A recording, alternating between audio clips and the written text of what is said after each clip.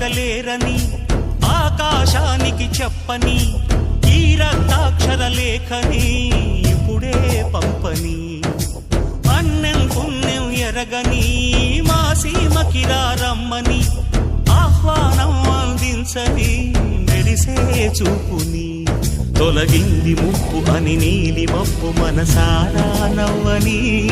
చిరుజల్లు ముంపు మన ముంగిలంత ముత్యాలే చల్లని ఆశాసు గంధమై నేలంతా సంక్రాంతి గీతమే పాడేలా శాంతి మంత్రమై